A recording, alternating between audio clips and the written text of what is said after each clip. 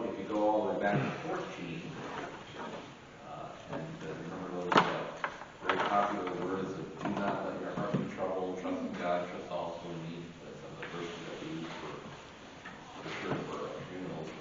That was the beginning of a discourse. So since we've been in chapter 14 through 17, that's all one discourse by Jesus and his disciples in the upper room. Okay? So it just once again emphasizes how much John emphasizes this point in time.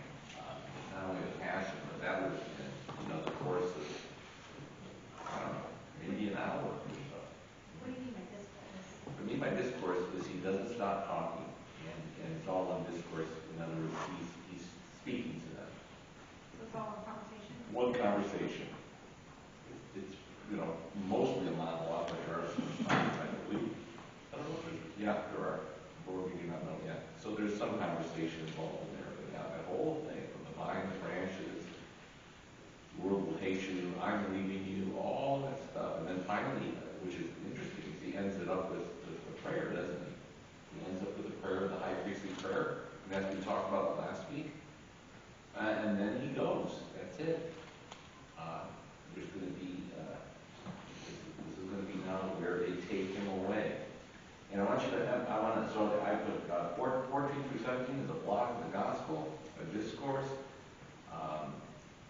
Now chapter 18 is a break, a new section. Yes, that's for sure too. It's like, okay, if there was a curtain call, and we were going by scenes, this will be a new scene now, starting chapter 18. And here, Jesus sets in motion his departure. We can say Jesus sets in motion because he is the great I am, that is control of this. And that is a neat thing. One of the things that John will now show you is who is actually in control. Right? If you ask somebody who gets arrested, say, in the streets of Fort Wayne for doing something wrong or wherever, right? When the police are in pursuit of somebody and then they catch them and they put them in handcuffs, they take them away. Who's in control? The police. Clearly, right? When you lose your rights to freedom, when you've done something wrong, and we understand and realize that, I'll get my day in court, but if the police take me away, the police are in control. John is going to show you that he is in complete control, all the way from Peter to Pilate. Okay? Which is really neat. Okay? So, verse 1, when he had finished the high priestly prayer, Jesus left with his disciples and crossed the Kidron Valley. On the other side, there was an olive grove, and he and his disciples went into it. This would have been a frequent place for them to visit. In fact, if you take the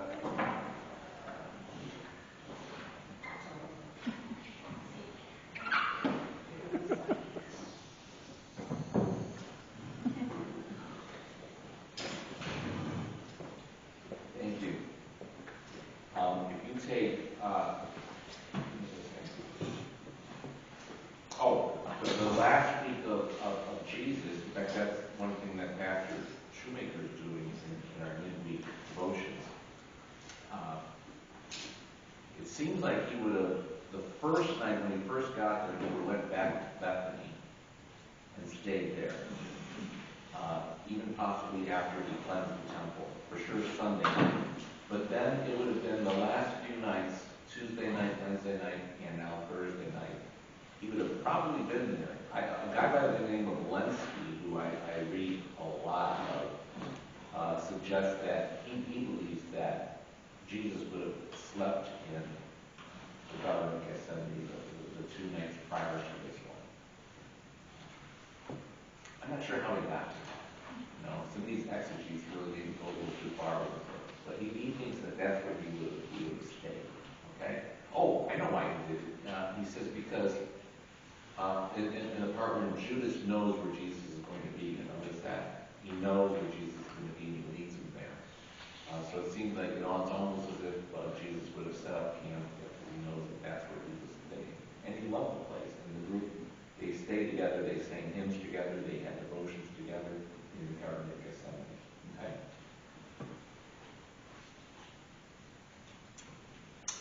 Judas, who betrayed him, knew the place because Jesus had often met there with his disciples. So Judas came to the grove, guiding a detachment of soldiers and some officials from the chief priests and Pharisees. They were carrying what? Torches, lanterns, and weapons. And of course, that means it is what time of day? It's nighttime, just like you see outside. And that's the theme of John. Remember all the themes. It's always important to, when you're studying John, just remember all the themes because they keep coming back at you. It's nighttime, right? And Jesus is going to make a point about this. Like, I can tell you guys are, do you remember your parents said nothing good happens after 12 and before 6? Right? Right? So you should be home in bed, right? And because that's when the mischievous stuff comes. That's when the heat comes out, right? Everything is done in secret, in darkness. So that already sets it up, that they're what they're doing. And even though the official religious group, the Pharisees, are there, so this is coming right from the Sanhedrin, right? They're coming in and they're saying, we got to get Jesus, and we got to do this in the middle of the night because we don't have the truth, right? It's just a remarkable. This would have never been the case. They would have never tried anybody or grabbed anybody like this. They might have grabbed them. That's one thing. But they would have never tried a criminal or anything in the middle of the night. Okay. And they were grabbing him because they would have known that by daylight too many would have objected. Mm-hmm. And then also trying him at night, knowing that it wasn't right, but they could get what they wanted more likely at night. Yep. And I would suggest too that they probably stacked the deck of the Sanhedrin as well. Yeah. Well, because didn't you mention a few weeks ago there was a high priest that was okay with Jesus? Like, well, maybe not okay, but like Nicodemus was, right? Yeah. And Joseph of Arimathea would have been. Yeah. I would have suggested there would have been some others as well. Yeah. So it would have been, maybe would have made sure those guys weren't there. Mm-hmm. Okay. Yeah. Right. I don't know for sure, but they're trumping it up. And this is really where it really is beneficial to look at the other gospels too and compare. That's what we're doing. Right now, I'm working with the kids over the resurrection, and I just tell them, and the study that we do is set up to where you read all four gospels. And we did the same thing we did the same thing for the crucifixion. You read them all and you get the story. And we'll talk about it. There's no question that John is emphasizing certain things, and it seems like he already knows that certain things are already said that he doesn't have to repeat. Because he completely skips the Sanhedrin court scene where they're talking all about the temple being basically, they skip that. They skip a big part of it. Well, he does, for various reasons. Remember, John was the last of the four Gospels, correct? I also read in studying this part that, when we get to it, I'll talk to you about that. Jesus, knowing all that was going on and going to happen to him, went out and asked them, "Who is it you want?" Why do you think he asked that question?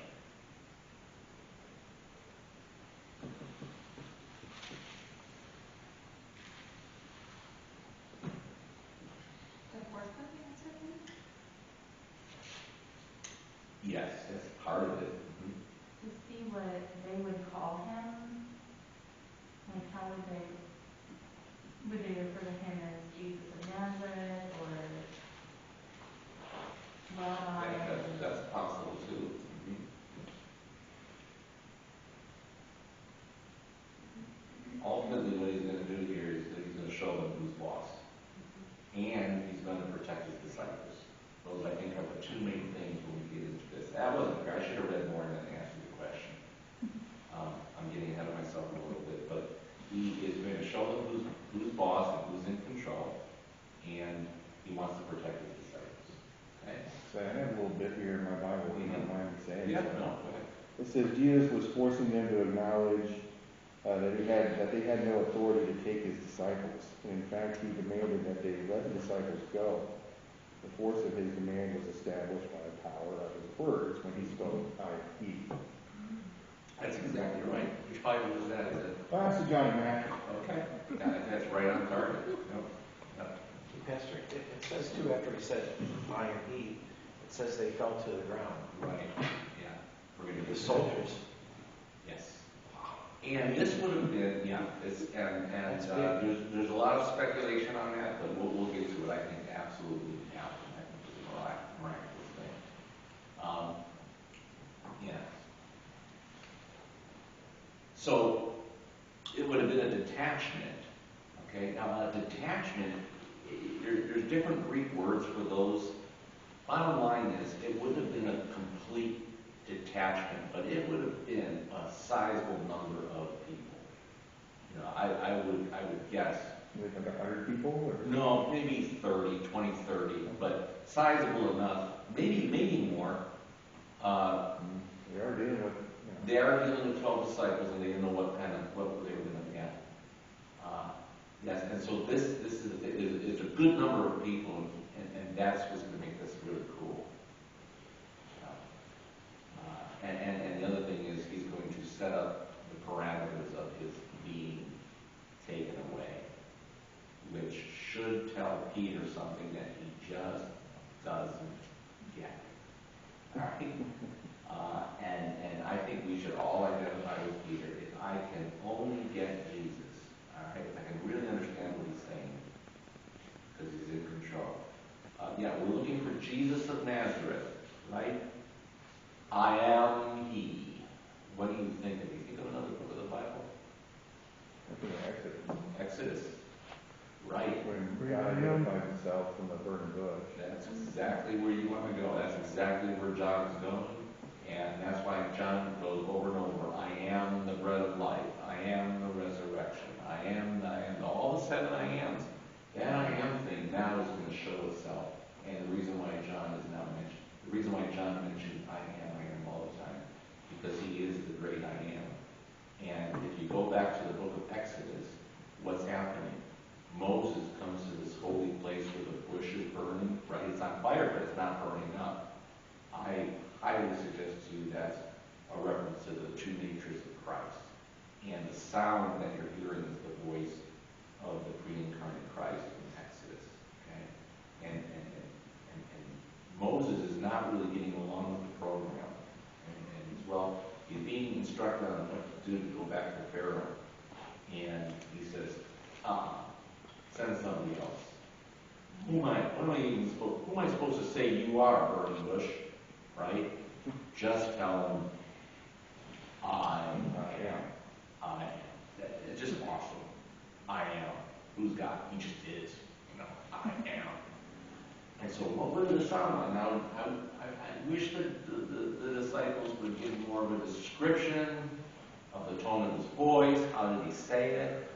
We don't have that. It does not read like a Harlequin novel. There's no description, but you can almost, what do you think it was like? Who are you looking for? Jesus of Nazareth. I am he.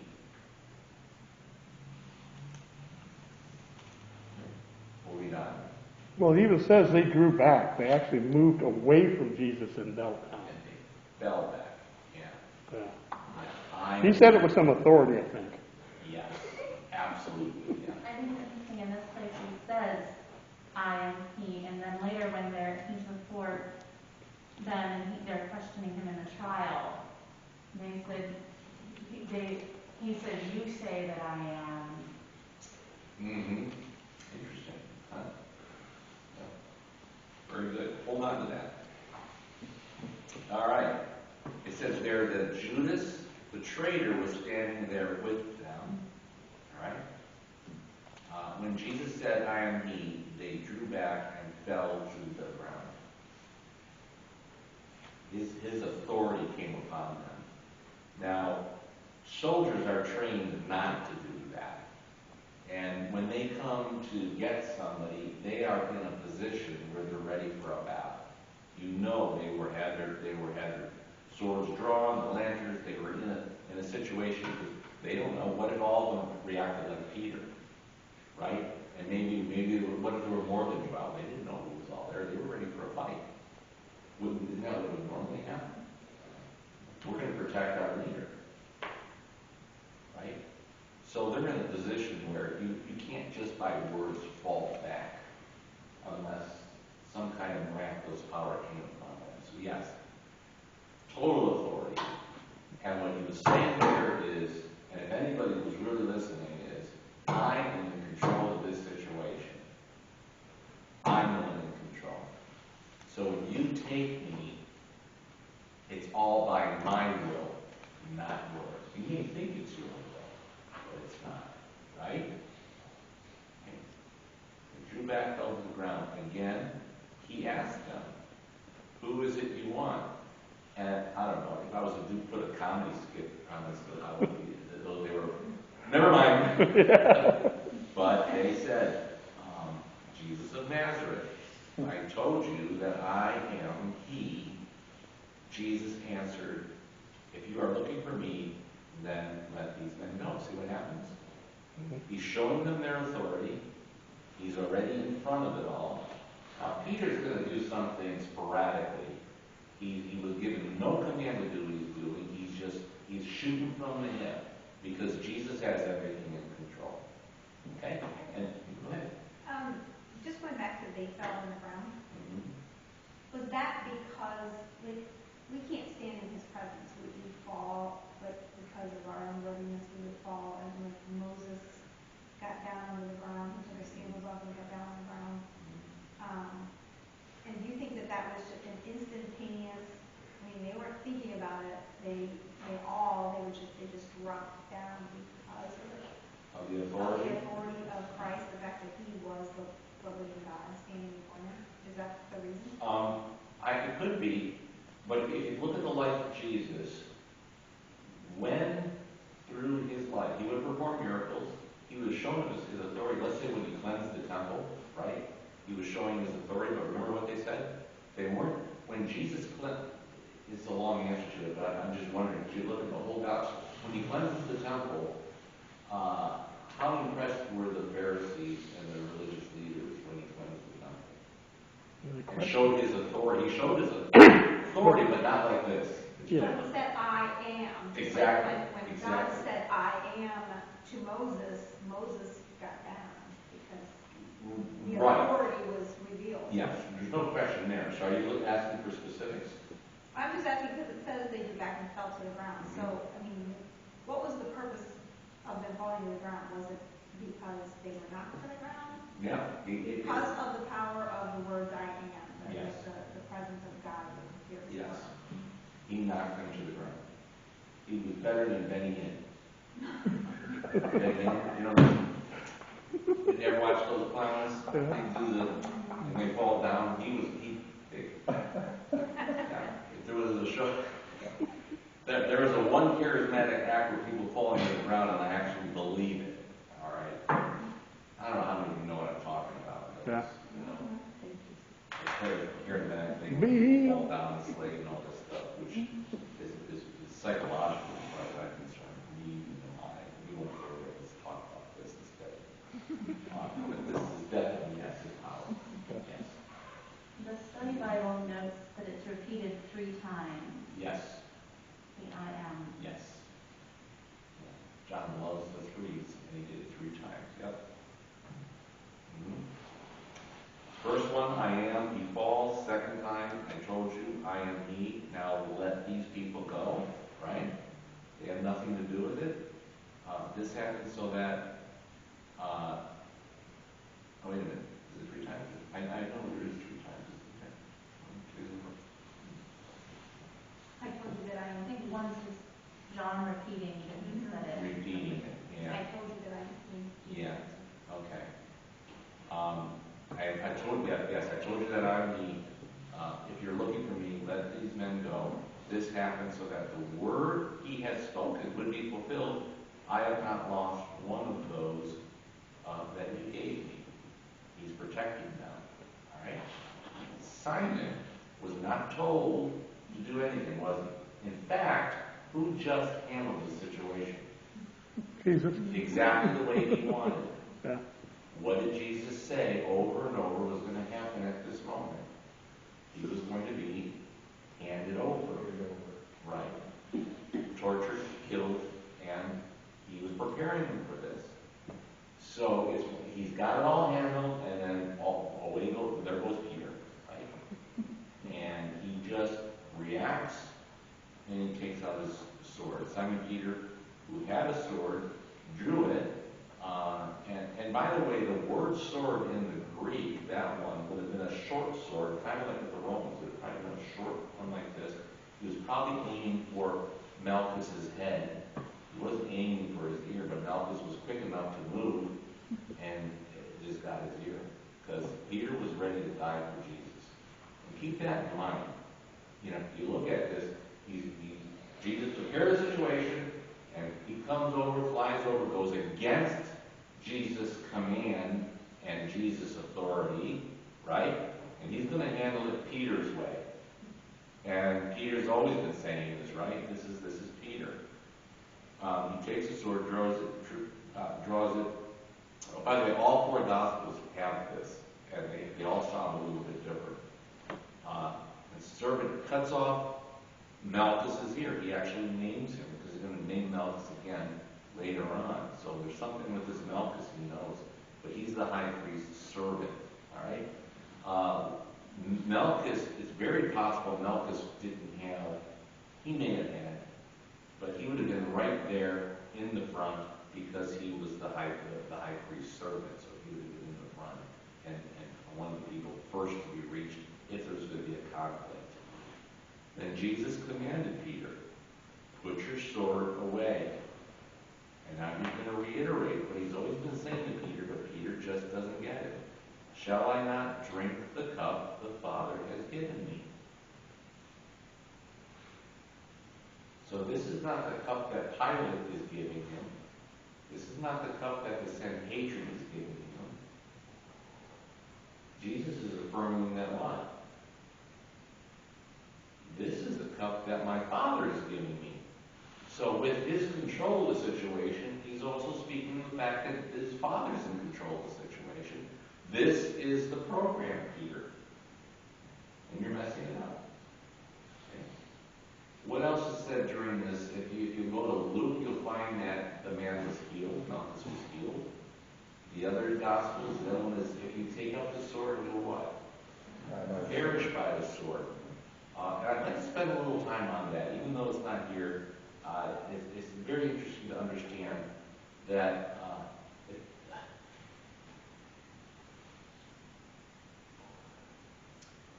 the doctrine of two kingdoms is very important to understand. A lot of Christians, there are some Christians who would say, and I don't want to get political here, but what if someone was to approach you and say, Christians should be for no guns in our country? Because Jesus said, if you take up the sword, you'll die by the sword. That means Christians should be pacifists. What would you say to that? I would tell them that we're called to not be the aggressors, but we can defend ourselves. We're not to initiate an attack, but the Old Testament talks about a thief coming in the night. You have the right to protect from evil. Okay. Good. Anyone else? You would say there were conscientious objectors in World War II. Who were? Desmond Doss was one Yeah. I think of. He For was religious reasons, right? Yeah, Seventh-day Adventist, and he refused to carry a gun. Right. He went into World War II anyway. Right? That's right. As a man that can help people. Yeah. So it is possible. Won the Congressional Medal of Honor. Yeah, he did. He was Congressional Medal. So even though I'm taking out another text, I think this is really important, especially during this day, so we understand. So what about the words of Jesus, though? It says, if you take up the sword, Peter, you'll die by the sword. What did Peter just do? He took out his sword and cut off the ear of Malchus. How does a Christian respond to this? But he also inappropriately attacked this guy. Yeah. He wasn't even defending Jesus like they were coming to Jesus with swords and he was trying to defend, he attacked. It seems to me the rebuke is about the sword is in taking it up to attack. Okay, I can't figure out anything else. Now, I would say I that. don't know that it goes to defense. Yeah. I don't know that the rebuke goes to defending, and that's what was just said, but I don't know that it applies to defending or serving your country and things like that. Because in this specific case, he not only attacked, but it was almost like, what, works righteousness. I'm going to save Jesus. I'm going to save the day. Do you see, even though Jesus had it all settled, Jesus told him over and over again, this is what's going to go down, I would suggest that the threat was there. And, well, how many of you think in any way that it was a noble thing for Peter to do? Yeah. I'm confused in multiple ways. Because What? they fell down, the soldiers. So at that point they're not threatening anymore, right? They're laying on the ground. Right. Let's say they got back up. And also an interesting side note in the study Bible says that some Jewish sources say that it was illegal to carry a weapon during the Passover. Interesting. Which I think is part of the reason he was afraid later when he comes to they accuse him of being a disciple because they know one of the disciples attacked Malchus and they're probably searching for him specifically. And they can also accuse him of breaking the Sabbath law or the Passover law. Okay. But just the point I guess I'm trying to make is, if this were a different situation and it wasn't Jesus' plan of salvation, all right, could it have been a noble thing for them to take up their arms and protect this innocent man? Yeah. Okay. Yeah. What I'm getting at is one thing that we as Lutherans should understand is the doctrine of two kingdoms, because it's really present here. I know I'm taking from another place, but I think it's really important for us to understand. Because I have friends, some liberal Christian friends, and I just had one a couple of days ago, where they tried to make the case that a Christian that wants to defend the Second Amendment isn't being a good Christian because of verses like these. And I think we really need to understand this, because you go to Romans 13, and what does the Apostle Paul say about the same sword? He says, fear the one who has the sword. And he also says, because God gave him the authority to have it. And what we have to understand again is the difference between the two kingdoms and how they both operate. Peter is definitely operating from what Luther would call the kingdom of the left. All right? And we have to remember that every single kingdom that has ever been established in the world throughout history was established by the sword, including our own. Right? And it was defended by the sword.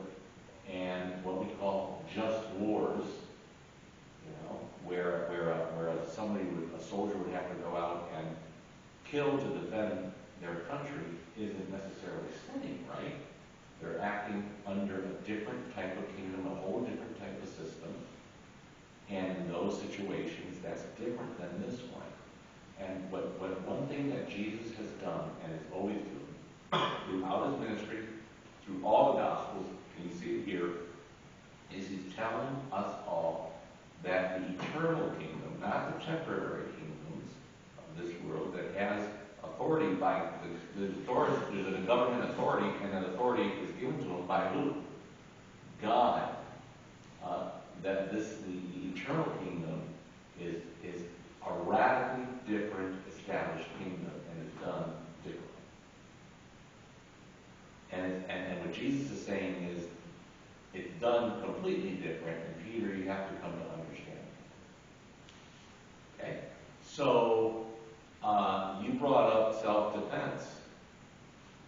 Do I have the right to, if I were to own a gun or whatever other means I may try to defend myself or my family, if some intruder came in, should I interrogate him as to why he's in? Or do I have the right, because somebody broke into my house, to defend myself and my family as a Christian who understands those verses? And the answer is yes, 100% yes. Right? Yeah. And do we, as a government, have to do that? Yes. That's how it works here. That's how the world works. That's how nations are established. That's how nations are maintained. We don't like it, but it's a reality. All right? For the same reason, we establish ourselves here in regards to with a medium of exchange, don't we? We have a medium of exchange, and we have an economy, correct? And we set up that because it's a temporary thing, but that's how we get things done in the world, right? We work, we get a paycheck, we invest, right? It's an earthly thing, but at the same time, what is God going to say about those worldly things? Or even the love of money is the what? Root of all Root of evil. all evil. What Jesus is doing here is establishing the fact, and this we should take this to heart because it's done completely different. The eternal kingdom is established completely different than all the finite means by which we get along in this world. All of it. Everything. Do you think there's going to be a medium of exchange in heaven where you got to earn a buck? There won't be. The reason why there's a medium of exchange, and if you come and you fix my water heater and I give you money for it, there's a medium exchange because that's how it works here. Right? But that's not how it works in heaven. That's not how it works with God. Right? And so you can tell people that, yes, you can own a gun. Now, if you take that gun and you use a crime, hurt somebody with it, yet now you're a criminal. Understand? But what Jesus is saying, what Peter isn't getting, is that it's established differently. This is where the kingdom is taken and killed. He's not protected. Peter is thinking the one who is most worthy of protection is who? Peter thinks it's Jesus. Rightfully so. Right? Except that Jesus says, no, that's not how this works. Wouldn't you think the most innocent man would be the one that you would, right, want to protect? But he says, no, this isn't how it works. And that should make us feel good. Because Jesus does that means what? We are going to go in the same way. The kingdom, the eternal heavenly kingdom is established differently. And somebody brought up works here, exactly, the whole works thing. I don't know who brought that up. It isn't by works, all that stuff. So it is all about Jesus being in control. And what is he in control of? The King of Kings is not in control like every other king that musters up his army and defeats the enemy and then establishes his kingdom. The King of Kings says, this is how it works. I am. They fall down. Peter goes, we're going to finish this operation. Stop it. Are you telling me that I'm not supposed to drink this cup that my Father gives me? See how that works? It's radically different. The gospel of Jesus Christ is radically different than any way you and I think the problem is to be solved. Our finite problem? Yes. The eternal problem? No. Okay? Then the detachment of soldiers with its commander and the Jewish officials arrested Jesus, and they bound him and brought him first to Annas. Annas was the high priest, but he was deposed. And they brought him to Annas. Did any of you research why they brought him to Annas? The best I could figure is... Well, from what I read, it's because the Roman government put somebody else in, but he was in first, so he is technically still, because they didn't have the right to switch. Yes, exactly. From the perspective of the Jews, they still recognize Annas, who is the father-in-law, right? Yes. Of Caiaphas. And they recognized him as being the one, but the Roman authorities so in order to make sure they cover all bases, they're going to take them to Annas first, and then Caiaphas, so that there was no question that the authority of the Sanhedrin, whoever the high priest would be, as long as we got agreement from both of them, then we can proceed to Rome. You're exactly right. Okay? And then moving on, then was father-in-law of Caiaphas, the high priest that year. Caiaphas was the one who had advised the Jews that it would be good if one man died for the people. Why do you think John threw that in there? That's a interesting one. Prelude to the future? Yeah, or irony too, right?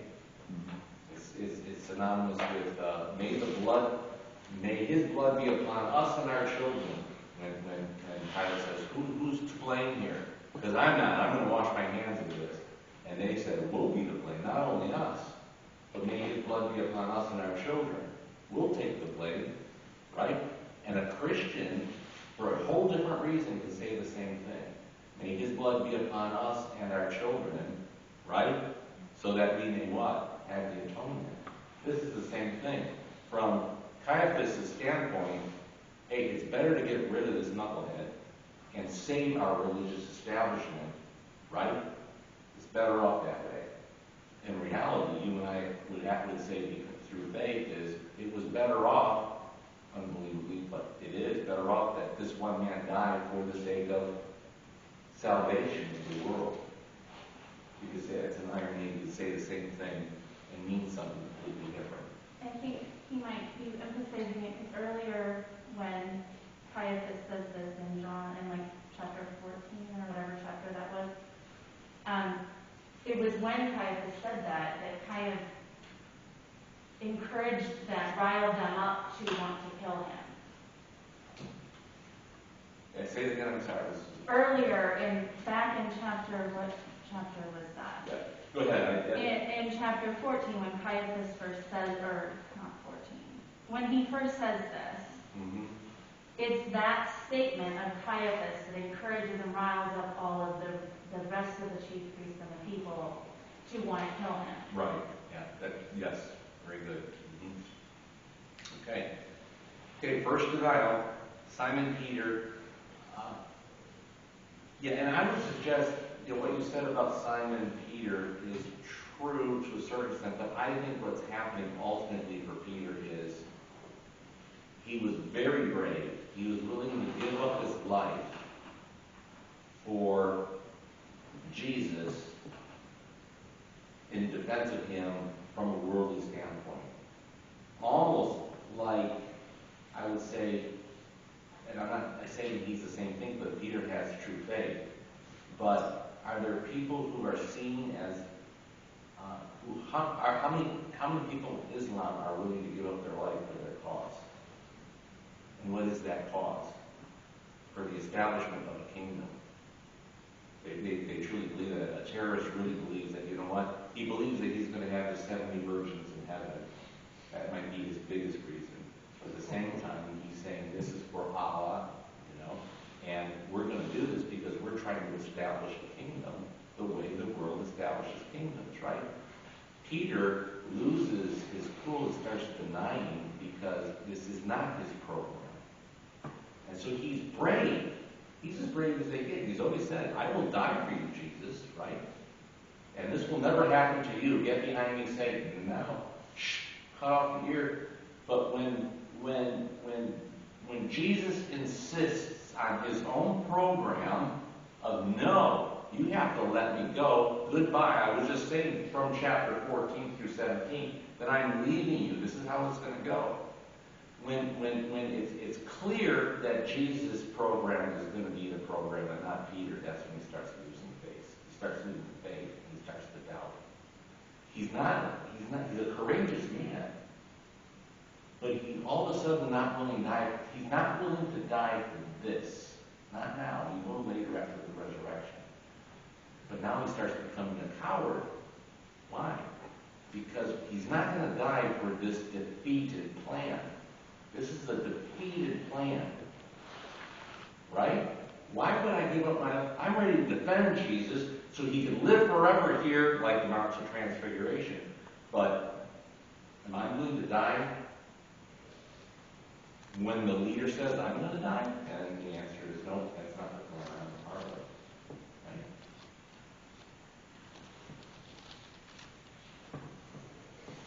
Simon Peter and another disciple, that's of course who?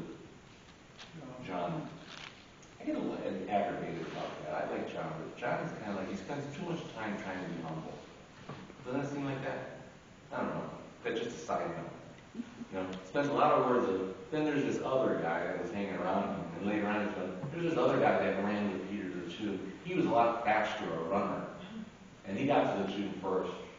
And he's talking about himself, but he doesn't want to name himself because of humility. He sure does, you know, just weird. Simon Peter and another disciple were following Jesus. John, by the way, would have had connections. John, I don't think, and this, I'm thinking about one of my professors, Dr. Scared.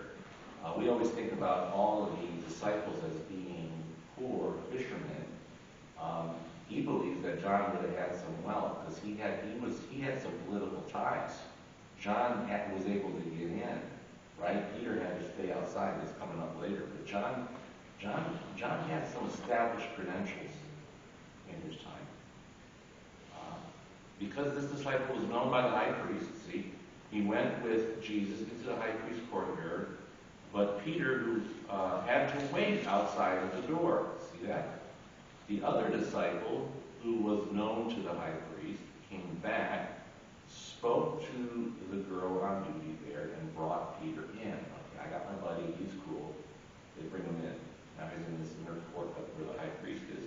You are not one of his disciples, are you? The girl at the door asked Peter. He replied, I am not. Now he's a coward.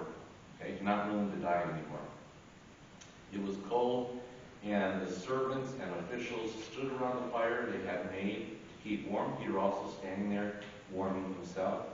Meanwhile, the high priest questioned Jesus about his disciples and his teachings. Now, number one, for verse 19, it was not legal to do that until guilt was established. You were not allowed to question about someone's followers in crime until that guilt was established. So that was an illegal question. Okay? And his teachings. I have spoken openly to the world, Jesus replied. I have always taught in synagogues or at the temple where all the Jews come together. I said nothing in secret. Why question me? So what is now Jesus trying to address? He's kind of rebuking that guy for Very much the illegal question. Yeah. And it's kind of taking off all the other guys because they know that he knows the rules. Mm-hmm. Mm-hmm. In other words, this is a setup, and I know it. You're asking me questions in the middle of the night. You're asking me illegal questions. And you're also asking me about my teachings, and I've been teaching for a long, long time in the open. Right? Wasn't he also, the law said they established something with two or more witnesses, two or more people.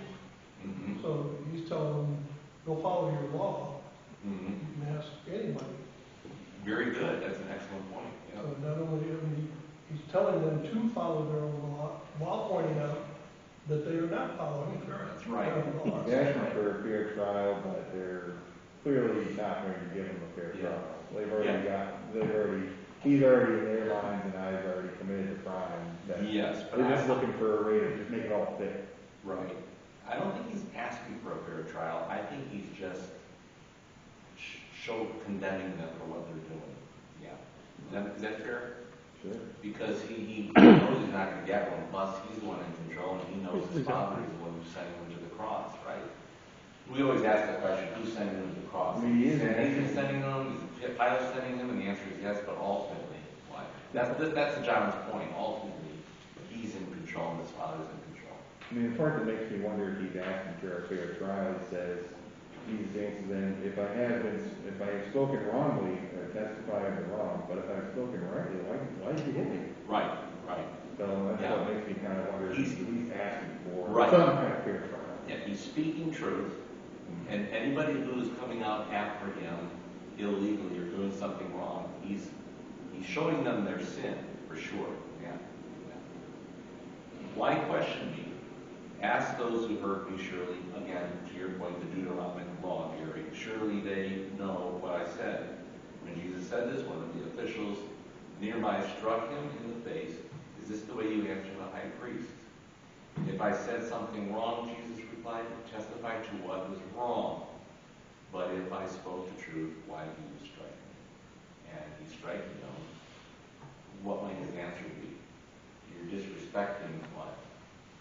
The authority of the high priest.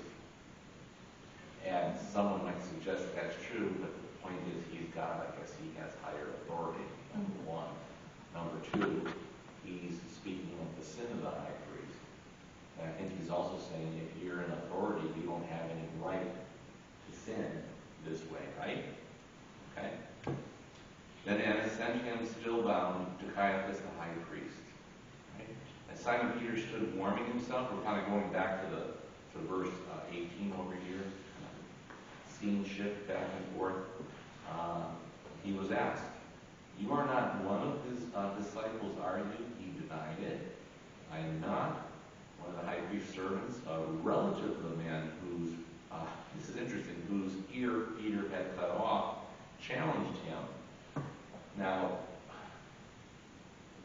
I don't know if they would have heard about the ear being cut off, and now there's a commotion, or John just knows both these people. I think John knows Malchus. It seems like he knows him because he has a relationship with the high priest. But it's interesting, he's also saying, oh, that's a man, he's also with the servant whose ear was cut off. Didn't I see you with him in the olive grove? So now he's mentioning the event, right? When Jesus was taken away in Gethsemane. Again, Peter denied it, and at that moment the rooster began to crow. And that's what Jesus predicted back in chapter 13:37, that he will deny me 3 times and the rooster will crow. Right? Then what do? Notice that John jumps right to Pilate. That's it.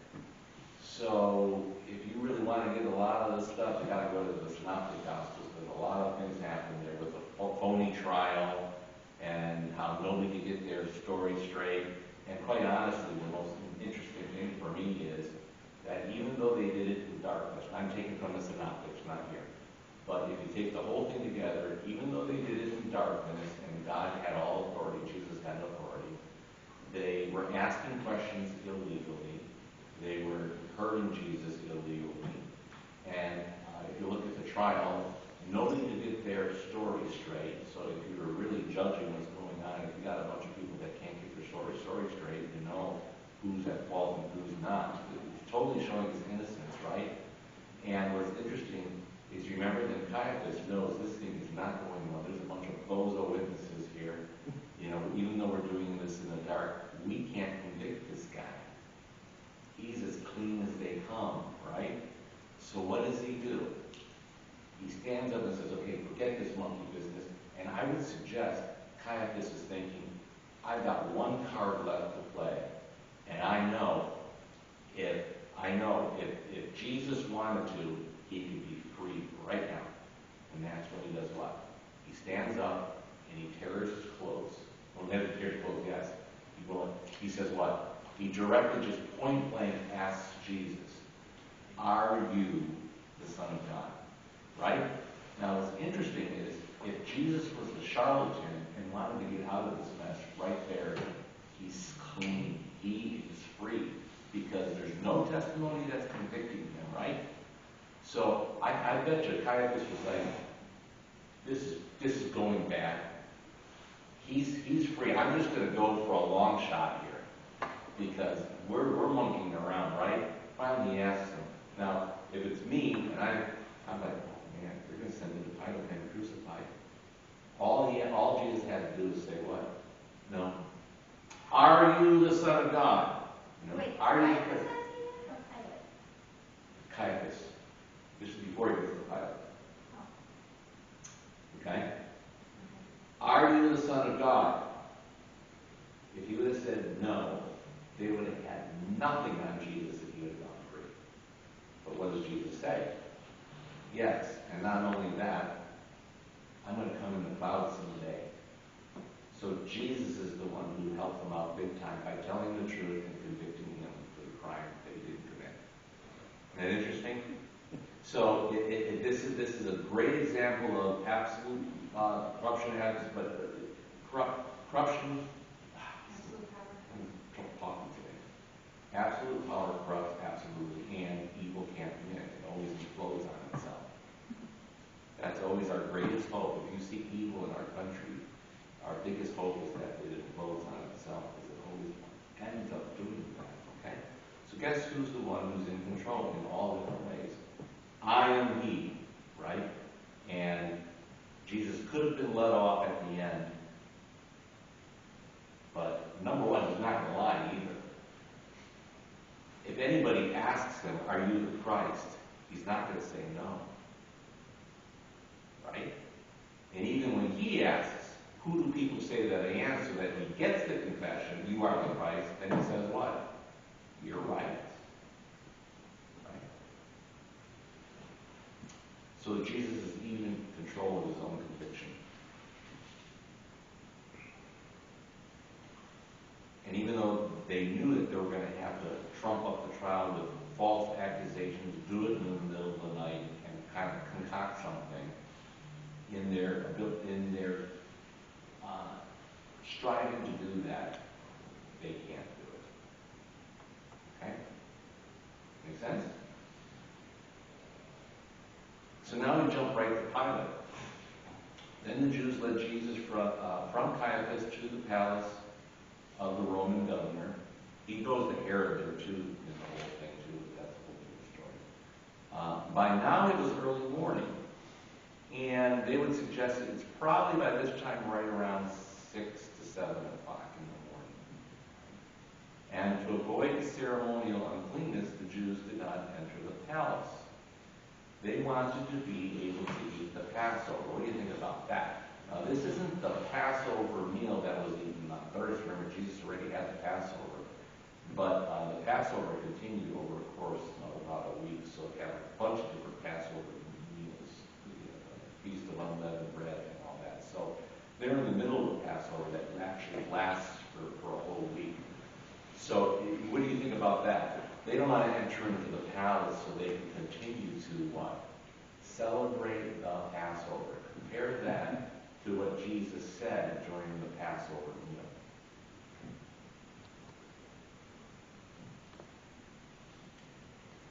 Jesus confirms the Passover meal and fulfills it. He's the fulfillment of the Passover, and it's happening right before their eyes, and they don't want to be, if they go into if they go into the Gentile's palace, if you go into a Gentile home, you are what? Considered unclean. They don't want to be unclean. So that they can celebrate their Passover, that they can do their Passover religion. And they're as dirty as it comes. But they're really concerned about what? Celebrating their Passover. Yeah, I find it ironic that they had a bogus case. They made up all kinds of phony crimes. They had bad witnesses. Mm-hmm. They hit Jesus and abused him and all these things, but we're still going to celebrate him. Exactly. We're concerned about that. We're going to maintain our religion. This is the lie. Yeah, that's the point I'm trying to make. Exactly. Yeah. A lot of irony here, and John's doing that on purpose. He's picking these words. So Pilate came out to them and asked, what charges are you bringing against this man? If he were not a criminal, they replied, we would not have handed him over to you. The Jewish officials probably already realized their verdict of Jesus to Pilate. That is why the response in verse 30. In other words, the reason why they responded to Pilate is they knew they didn't have the case. And what they were trying to do is tell Pilate, we took care of it, he's guilty, we just don't have the authority to crucify him. So we did all of the business, we had our trial, we brought him over to you, we're telling you he's guilty, just take him away and kill him. They're doing the end around. Another thing there, okay? So in other words, never Just bothered don't ask you. me, just don't ask me questions. Don't ask us any questions, and we would not want to bother you, O noble Pilate, for these little matters. I'm sure you're busy with other things. Would there have been some kind of punishment to them if they brought forth a case to Pilate that was false? I don't know. Did you read anything about that at all? No, it just Yeah. occurred to me that as you were saying that, Mhm. that they're coming to him and proving that they have a justifiable case. Mhm. If they're wasting Pilate's time, he's the Roman, they're the Jews. The Jews are wasting my time, let Pilate get mad and Right. Now, Pilate's not saying you're wasting my time. Pilate wants to get to the bottom of it. That's why he says what he says. Okay, he came out to them, what charges are you bringing? So Pilate has the full intention of saying, what are the charges? He's not saying, what did you convict him of? He says, I want to hear the case. And the Sanhedrin said, Jews don't bother with that. They don't have one. They don't have a case. Well, my little thing here, my Bible says, when Rome began the rule of Judea through a governor starting in 6 AD, the Jews had lost the right to administer capital punishment. Thus, the Jewish leaders were forced to ask Pilate to authorize That's right. crucifixion of Jesus. Right. And that's where we're coming to here. They Pilate said, didn't really have a case, right? So, right. And they weren't allowed to kill him. That's right. And that's by Roman law. Only Rome can have that. Right. only Rome could have that Mhm. privilege, I guess. Right. Or they would have done it themselves.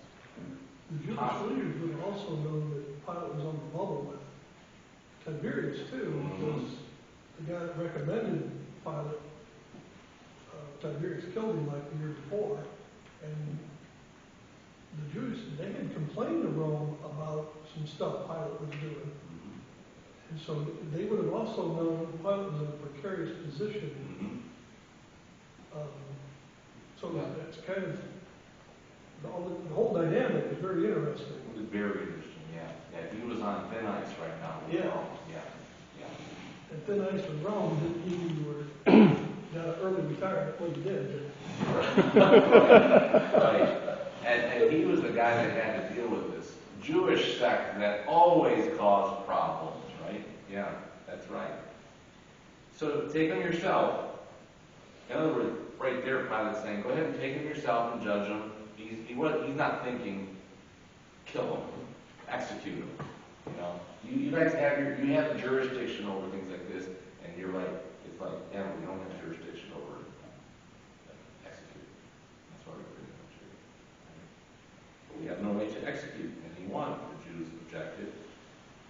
This happened so that the words Jesus had spoken, indicating the kind of death he was going to die, would be fulfilled. Pilate then went back inside the palace, summoned Jesus and said to him, are these people who's being defiled now?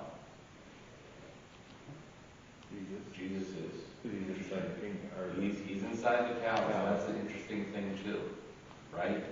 And of course, Jesus is the defiled one, isn't he? He's going to become. He who knew no sin, what? Became sin. Became the defiled one for us. So you got to remember that too. So for him, the error would have technically been his sin. It would have been. Well, according to Jewish law.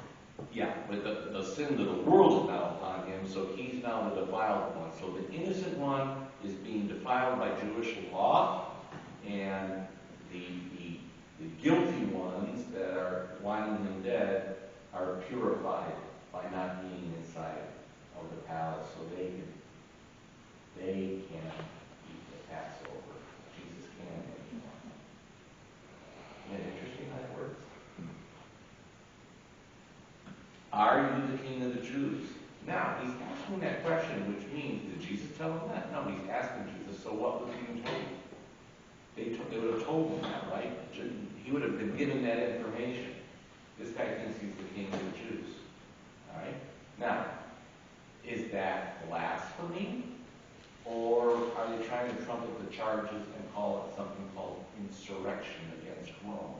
That's what they're trying to do. I think they're trying to do the insurrection. It is definitely insurrection because Pilate could care less about these little religious sects out here and blasphemy. Right? So They're saying to Pilate, this guy thinks he's king, and he wants to be Caesar. And to that, they're going to question him, because they put those guys on crosses. They already have Barabbas, and he's about supposed to go on the cross, right? Probably the two other criminals as well. All right? In fact, I know they were insurrectionists. Does that make sense? Are you the king of the Jews? And it's interesting what Jesus says. Is that your own idea, or did others talk to you about me? Okay. Am I a Jew? Pilate replied. It was your people and your chief priests who handed you over to me. What is it that you have done? Okay. Now Jesus is going to answer the question. But he first says what? Who's feeding you this stuff, and what grounds are they giving this to you that I'm a king? They should, this isn't your, yes. Now he's going to answer the question, isn't he? Because Pilate's response seems like a fair response. Look, I'm not a Jew. I don't know about your ideas, and I'm clueless here. And then Jesus answers the question. And he basically says, yes, but he says it this way. My kingdom is not of this world. If it were, my servants would fight. Now, isn't it interesting? If it were, my servants would fight to prevent my arrest by the Jews. But now my kingdom is from another place. Remember?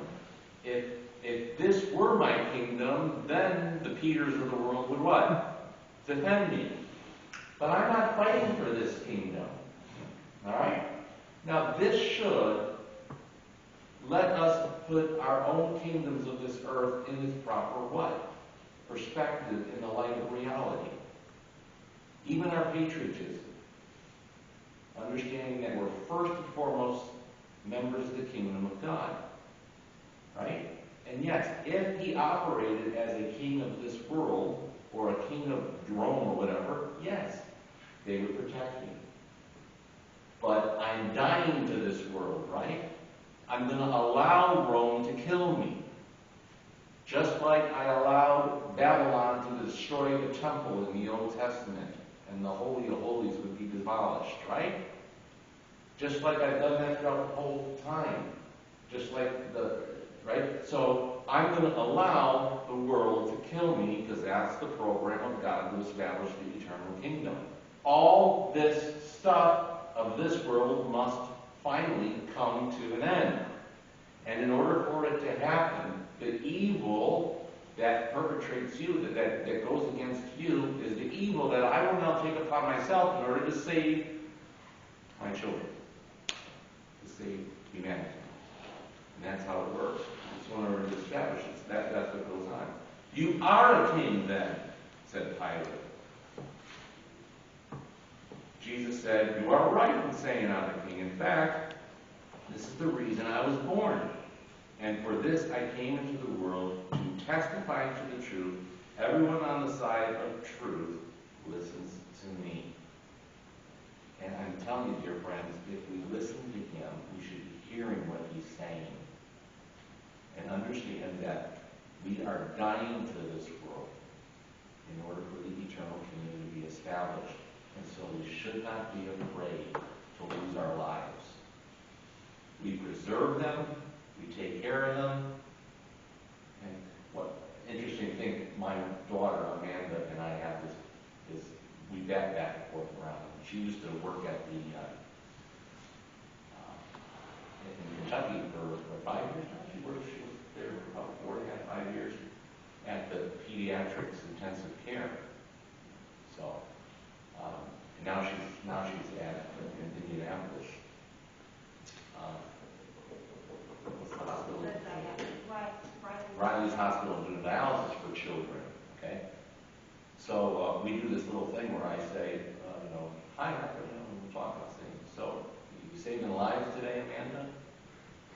And she goes, yep, saving lives. And she goes, you saving lives, Dad? Yep. I save them for eternal life. And that thing that we go back and forth with it. You're saving them for the temporal thing. It's just a fun game that we play and we harass each other. But the point is, what's interesting is God says you are a temple of the Holy Spirit, right? And so you save your life, you take care of yourself, you take your blood pressure medicine, you take your vitamins. Thank God for nurses. Thank God for people taking care of little kids. And we cherish that more than anything. But in the end, we're dying to this world.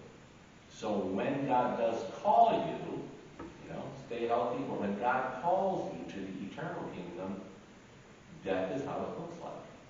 And that's what Jesus is saying. So I guess the best of both worlds, both kingdoms, is that we take care of ourselves here, right? But we shouldn't be afraid to what? We should not be afraid to die. And that's hard, but we shouldn't. And that's what Jesus is saying too. I'm going to die to this world. Okay? He says, everyone on the side of truth is listening to me. And now go back to Peter. Go back to Peter. Okay. What's Peter doing? Denying. He was willing to give up his life for something much less than Jesus is offering. But now, the way in which Jesus is saying it has to be established, Peter is denying it. And we're no different. And I just said what I said, but I'll be the first one to admit, I'm not good at it. Are you good at it? Are you good at dying to this world? Who here is good at it? The only one who's good at it is the martyr who knows it's just about to happen, and God gives him the peace to allow it to happen, right? And also, you know what? I'll give you an example, which was really neat. Carl and I had friends that came and visited us. And they were friends that, when we first got married, we were involved in a Bible study. And this man and his wife had a Bible study in their house. And we were going to a particular church, and we were looking for a Bible study. And so we joined it, and we were in his house. And we did it for quite a while. And we developed a lot of friends, and they were people of all different denominations, which was really cool. I think Carl and I were the only two Lutherans there, but there were all these different denominations, and we got to know them. And that was a long time ago. Well, we kept in touch, and they were in town, and they wanted to take us out for lunch yesterday. And we did. So we go out to Cracker Barrel, have lunch together, and we reminisce, and we get caught up. And they were quite a bit older than us. I would say they're in their 80s or 70s, right around 80. And so we were catching up, and they were telling us about him. His name is Jim, and he had cancer.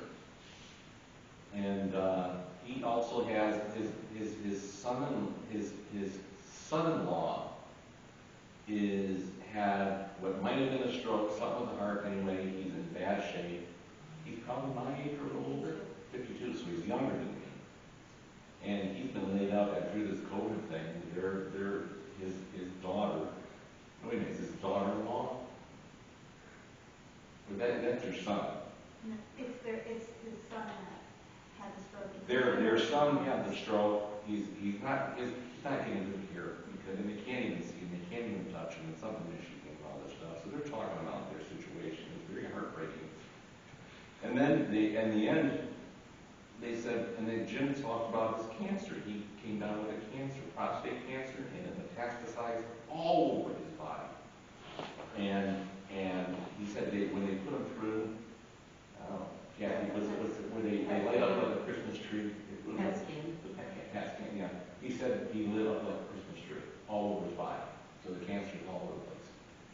And so the way they're treating it is they're trying to starve it through, because testosterone is what feeds it. Does that make sense? And anyway, he's given us what they're doing, and they were able to get rid of, he was in terrible pain by radiation and get rid of the pain. But the bottom line is they're trying to starve it, but he said he could be dead in 6 months or 8 years. You know, we don't know, but it's a slow-moving cancer, but it's all over the place, okay? And I don't know, I didn't even tell you about this, but what he said was really inspiring to me. And he was very honest. And I could tell through the whole telling the story, he and his wife, you know, his wife had tears in her eyes, and he just all of a sudden said, I'll be honest, Dave, when I came home and found out I had that cancer, I came home, went in my bedroom, and I got excited. He said, all of a sudden there was this excitement about going to heaven. In the midst of, and he was telling about the pain and the reality of it, and the whole thing. He said, there was this one moment where he sat down in his room, remember he said that? And he goes, I was excited. I go, I'm going to see the glory of God. And he said, as it is, you're still here. And that would have been several years ago. So No, this was March of last year. Okay, March of last year. That was right as. Yeah, he's walking around fine, but he might still be here for another 8 years. He might die in 6 months or whatever. You know, and what do you guys think about that? I think that's a great testimony of what's being said here. You have excitement about it at the same time when you struggle with it, and isn't that the way it works?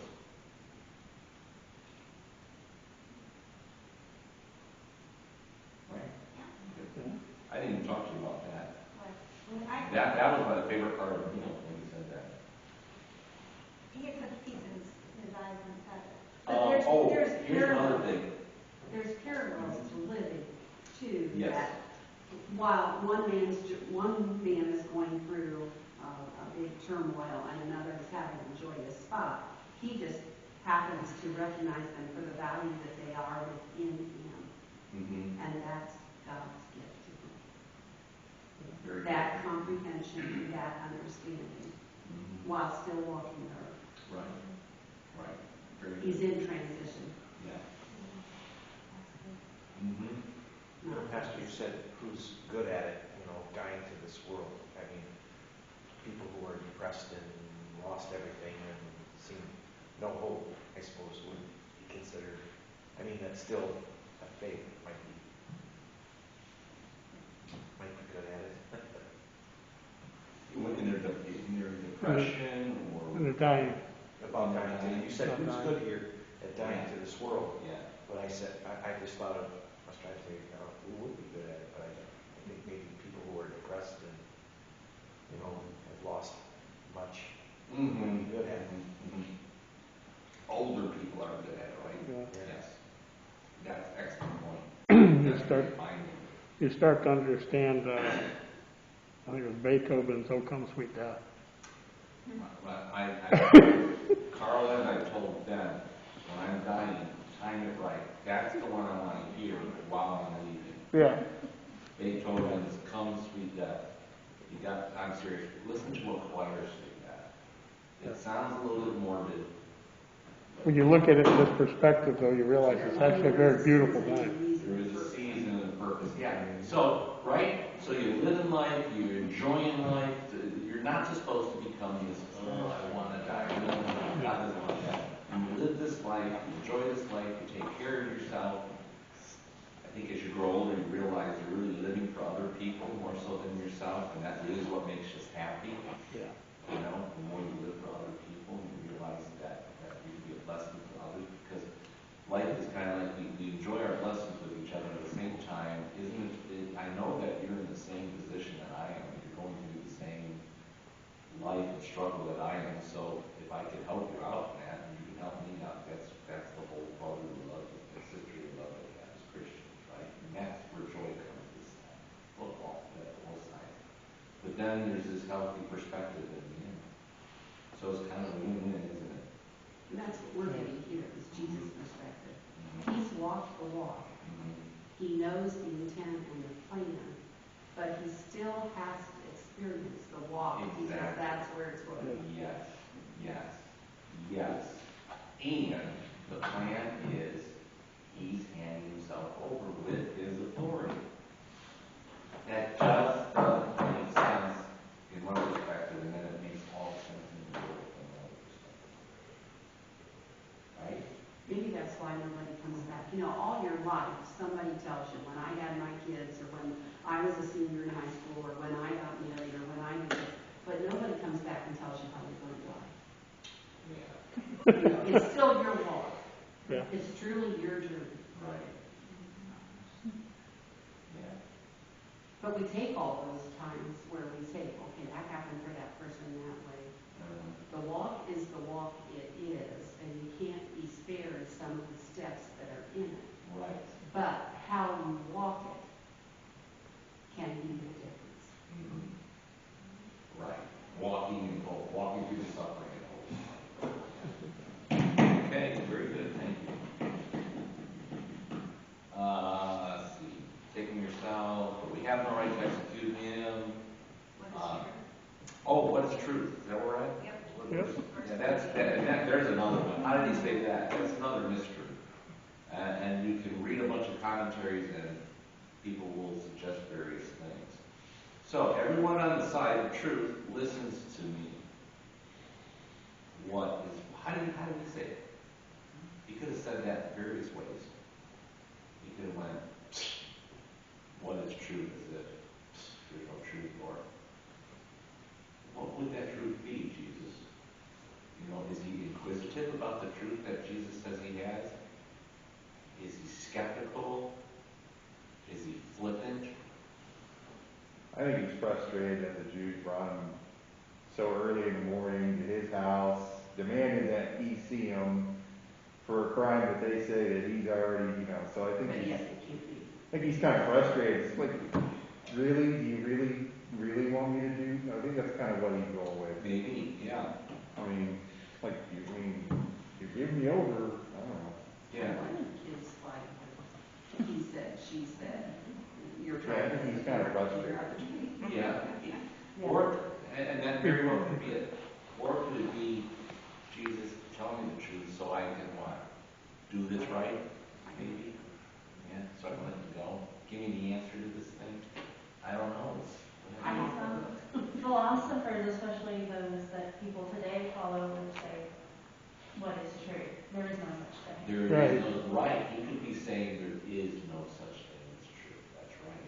And I think our society today is so similar to the Roman society of the time. The things that they worshipped and they honored and the way they lived their lives.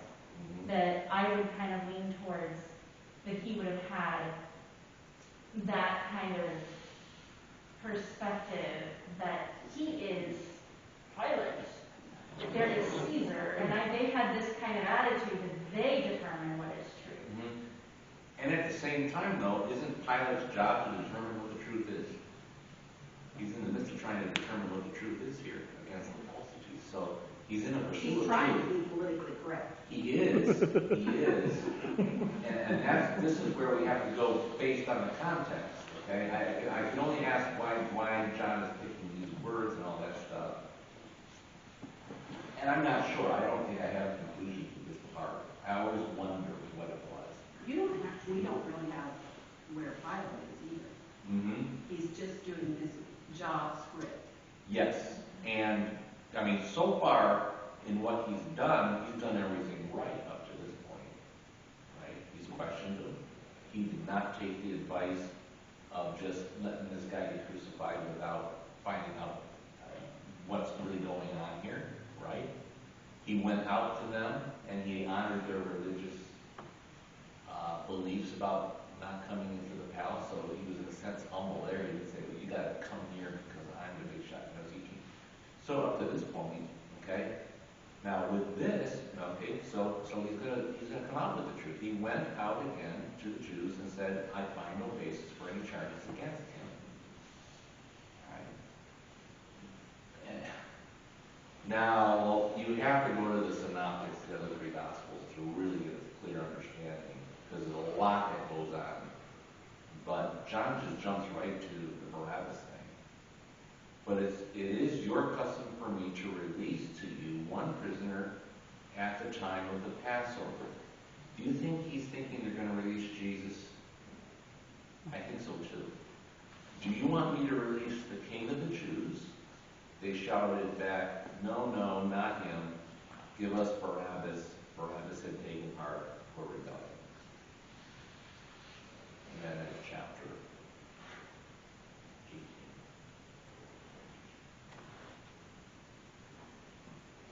Chapter 19 will be sentenced.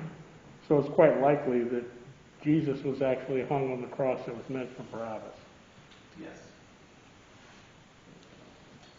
And Barabbas, who got free, was all part of the zealots who wanted to overthrow the kingdom for the kingdom's sake. And they're all part of a mission for salvation that Jesus says isn't the mission of the kingdom of God. Right? Yeah. So when we get back to the kingdom of the left and right, I really didn't flush that out. The bottom line is the kingdom of the left and the kingdom of the right is to defend our country. A soldier is honorable in his defending. A police officer is honorable in his defending the rights of people. And all that stuff is part of the kingdom of the left. And if you are a Christian in our country, guns are legal. So if you own guns and want to defend yourself, you have absolutely every right to do so, like anybody else. If somebody were to come into my house and break into my house, I wouldn't say, well, I'm a Christian, so I'm going to give up my life and my family's life, and we're going to show Christianity that way. I will not. I will defend myself, and I will kill that individual if he's trying to kill me. There's nothing wrong with that. That's kingdom of the left. Right? That's the point. Kingdom of the right, though, is what Jesus is all about. So that's why the church, that's why we as a church are we struggle about becoming political and all that stuff, because the kingdom of the right is the kingdom of the cross. And Jesus is establishing it completely different. And that's extremely important for us to understand. Kingdom of how I get to the kingdom of the right is through forgiveness. If I do something wrong, I get to ask for forgiveness. If I do something wrong in the kingdom of the left, I might just go to jail or get a ticket, depending on the severity. And you and I should be okay with that, because there's two different functions, right?